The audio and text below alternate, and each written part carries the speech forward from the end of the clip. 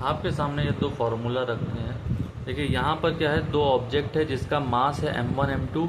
यहाँ दो ऑब्जेक्ट है जिसका चार्ज क्या है q1 और चार्ज q2। ठीक है। अब दोनों में जो दोनों फार्मूलों में समानता है वो ये है कि दोनों के बीच में अगर r दूरी है, क्या है r दूरी है, तो इन पे लगने वाला बल क्या होगा। तो यहाँ पे देखिए F फार्मूला देखिए, F बराबर G m1 m2 upon R square. यहाँ देखेंगे तो F बराबर 1/4 pi epsilon not Q1 into Q2, दोनों के चार्ज का क्या है मल्टीप्लाई अपॉन में दोनों के बीच की जो दूरी है उसका स्क्वायर। ठीक है।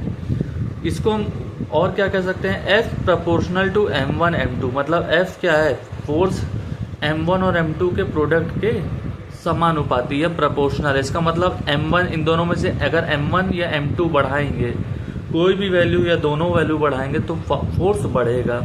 जबकि इस केस में क्या होगा, यहाँ पे भी अगर चार्ज Q1 Q2 में से किसी को भी बढ़ाते हैं या दोनों को बढ़ाते तो क्या होगा, फोर्स बढ़ेगा। और यहाँ पर क्या होगा, अगर हम रेडियस कम करते हैं, रेडियस क्या करेंगे कम करते हैं, तो फिर हमारा क्या हो जाएगा, फोर्स, रेडियस सपोज करिए हम 2 रखते हैं तो 2 का स्क्वायर 4, यानी फोर्स क्या हो जाएगा, कम होता रहेगा। ठीक है। जैसे जैसे रेडियस बढ़ेगी फोर्स कम होता रहेगा, रेडियस घटेगी तो फोर्स बढ़ेगा, इन्वर्सली प्रोपोर्शनल। ये वैसे ही सेम यहाँ पे भी। ठीक है। रेडियस घटेगी तो फोर्स बढ़ेगा, रेडियस बढ़ेगी तो फोर्स घटेगा। ठीक।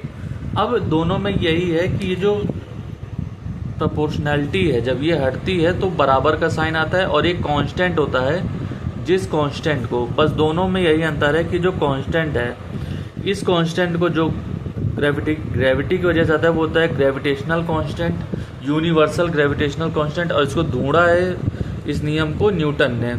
जबकि कूलॉम्स लॉ किसने ढूंढा है, कूलॉम ने ढूंढा है।